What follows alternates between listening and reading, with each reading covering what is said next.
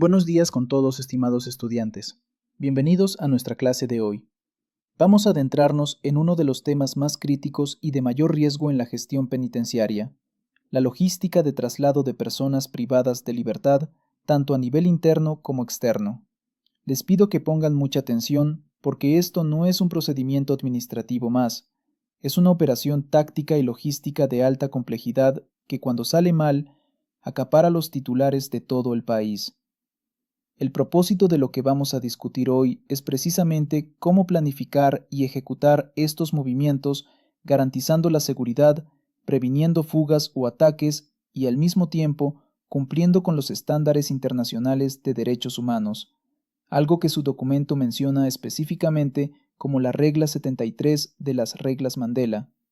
Y todo esto, como veremos, debe hacerse con una administración eficiente de los recursos, un concepto que en sus materiales se identifica como CE3. Verán, en el contexto de la seguridad penitenciaria, cualquier movimiento es un riesgo.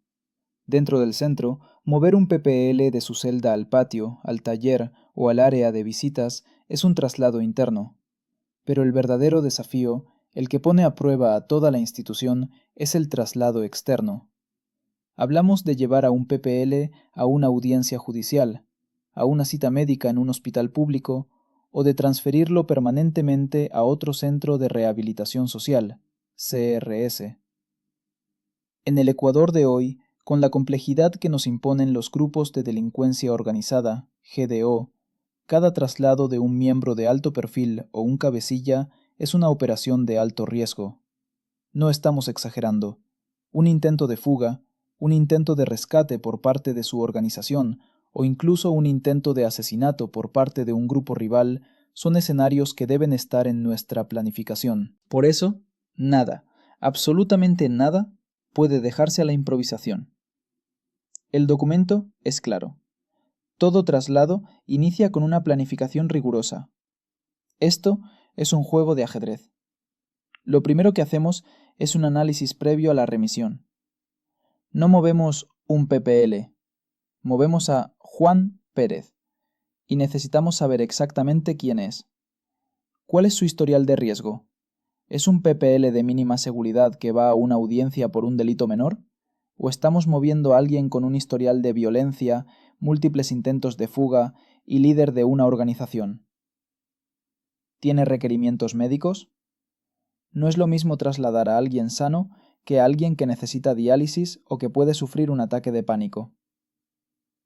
En el Ecuador, la Unidad de Inteligencia Penitenciaria debe proveer información. ¿Existe una amenaza de emboscada? ¿Hay información de que se planea un rescate? Esta información es oro. Una vez que sabemos a quién movemos, planificamos el cómo y el por dónde. Aquí entra la planificación de rutas. Y permítanme ser enfático, nunca, jamás se tiene una sola ruta. En el argot de seguridad, 1 es ninguno, 2 es 1. Necesitamos una ruta principal y como mínimo 2 rutas alternativas. Y estas rutas no se eligen usando una aplicación de GPS 5 minutos antes. El equipo logístico debe analizar puntos críticos. Pensemos en un traslado en Quito, desde el CRS de El Inca a una audiencia en el Complejo Judicial Norte. ¿Qué pasa si la ruta principal, la avenida 6 de diciembre, está bloqueada por una manifestación? ¿Qué pasa si la ruta alterna, la Eloy Alfaro, tiene un accidente de tráfico? ¿Qué pasa si hay congestión? Un vehículo de traslado detenido en el tráfico es un blanco fácil.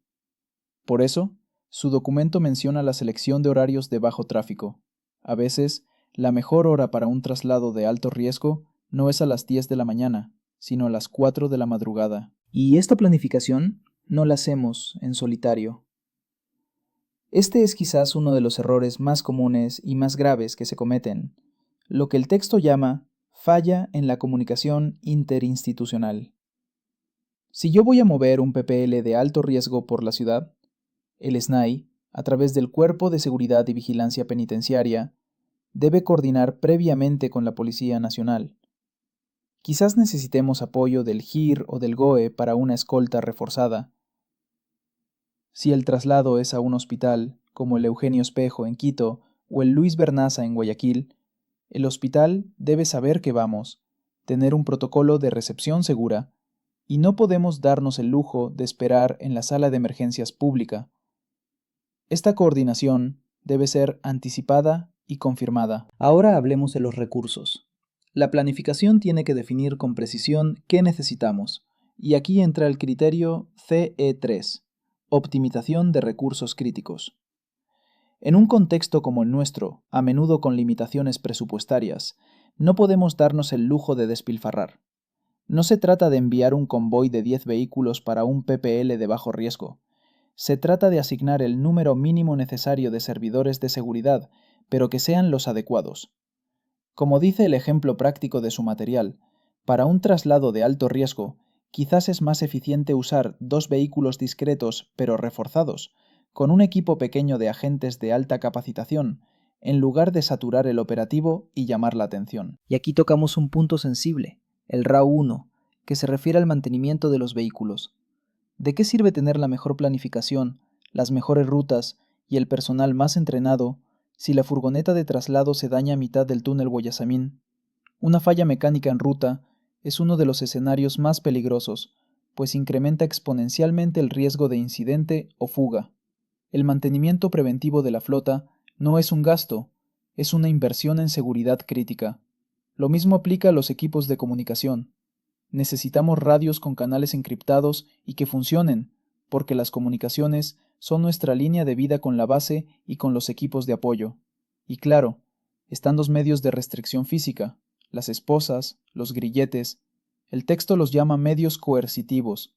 Su uso debe estar siempre justificado legalmente, ser proporcional al riesgo que presenta el PPL y, sobre todo, usarse de manera que preserve la integridad física del individuo. Pero la seguridad no es nuestro único mandato. Tenemos un deber ético y legal de proteger la dignidad de la persona privada de libertad. Aquí es donde entra la regla 73 de las reglas Mandela. El principio es claro: exposición mínima. Los reclusos deben ser transportados en condiciones adecuadas y expuestos lo menos posible a la vista del público. ¿Qué significa esto en la práctica? Significa que no debemos hacer un espectáculo del traslado. No debemos permitir que los medios de comunicación filmen al PPL encadenado, a menos que sea inevitable por razones de seguridad en un área pública. Significa que, si es posible, debemos usar vehículos sin identificación visible de traslado penal y rutas discretas. Esto no solo protege la dignidad del PPL, sino que también es una medida de seguridad táctica. Lo que no se ve, no se puede atacar fácilmente. Junto con el PPL, viaja algo casi tan importante: su documentación. Si el traslado es a otro CPL o a un centro médico, la historia clínica del recluso debe ser transferida de forma segura y oportuna. Imaginen que trasladamos a un paciente diabético y en el nuevo centro no saben qué dosis de insulina necesita, o alguien con una condición psiquiátrica que requiere medicación específica. No transferir esa historia clínica es una negligencia grave, un error común que el documento identifica claramente y que puede tener consecuencias legales y médicas. Muy bien, ya hemos planificado. Ahora vamos a la ejecución. Es el día D. ¿Cómo se ve el procedimiento paso a paso? Primero, la preparación y documentación. El personal de custodia verifica la orden de traslado. No se mueve a nadie sin una orden judicial o administrativa válida. Se prepara al PPL, lo que incluye una requisa previa. Se verifica su identidad. En centros grandes como el complejo de Guayaquil, con miles de PPLs, la correcta identificación es fundamental para evitar suplantaciones. Y en este momento se ingresa la novedad de inicio de traslado en el sistema TIC, el sistema informático, que el documento llama C5. Esto crea un registro digital, una trazabilidad. Segundo, el briefing o las instrucciones.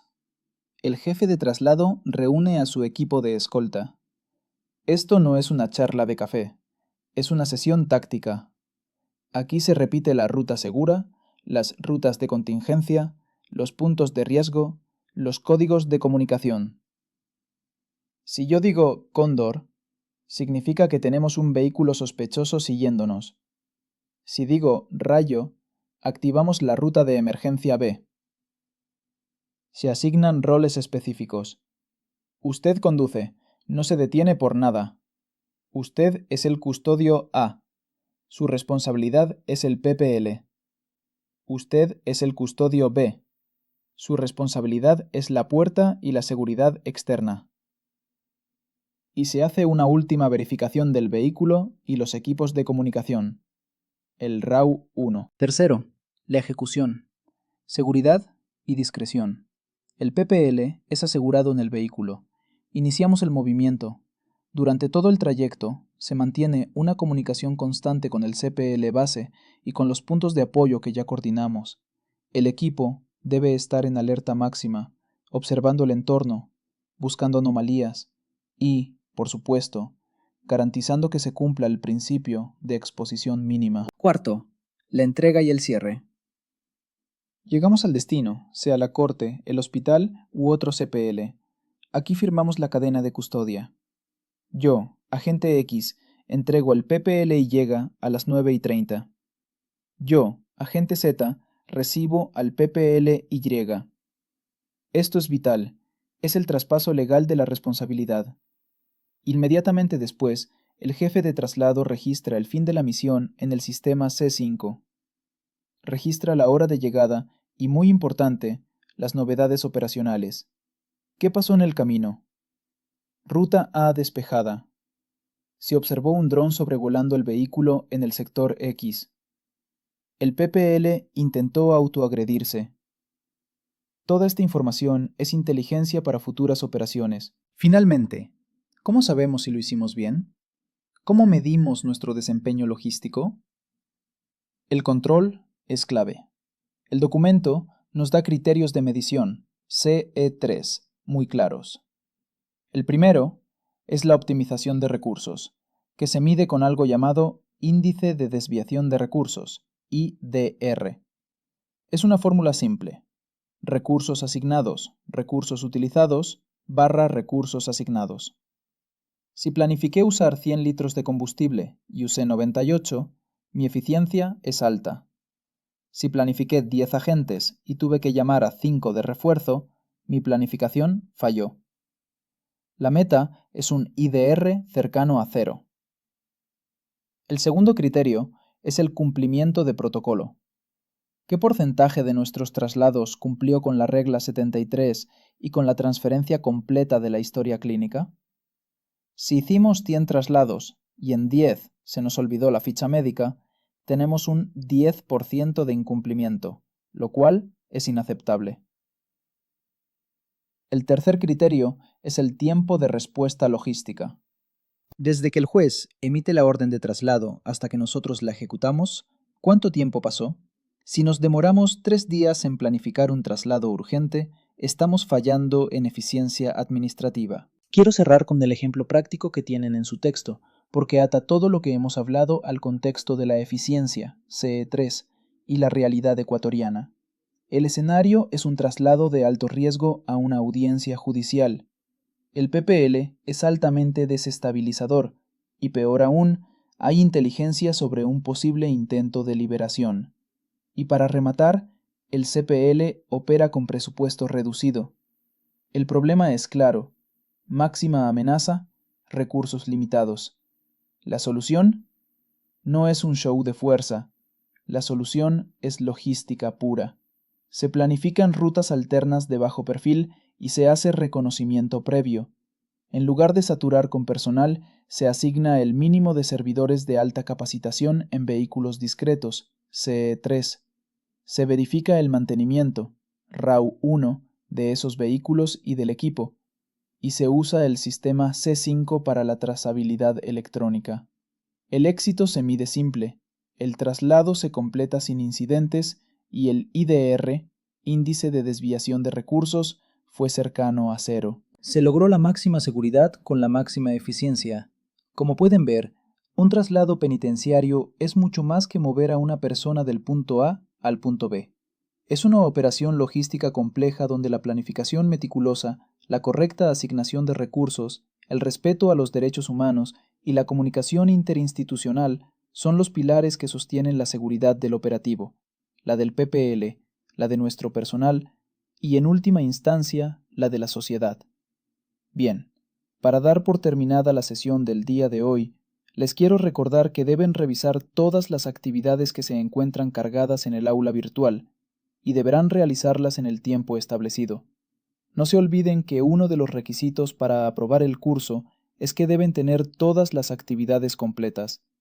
Una vez más, quiero indicarles que en el caso de tener alguna duda sobre la clase, pueden realizar sus preguntas al agente virtual de la materia. El enlace que los llevará directamente a conversar con el agente se encuentra cargado en la plataforma virtual en el apartado de la información general del curso.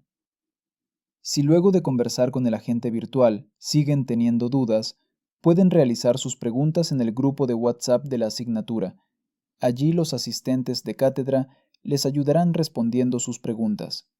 Además de eso, también tienen disponible un foro de dudas dentro del aula virtual, donde podrán dejar sus inquietudes para ser resueltas. Pasen bien, señores estudiantes, y nos vemos en la próxima clase. ITESUT, Instituto Superior Tecnológico Universitario de Transporte.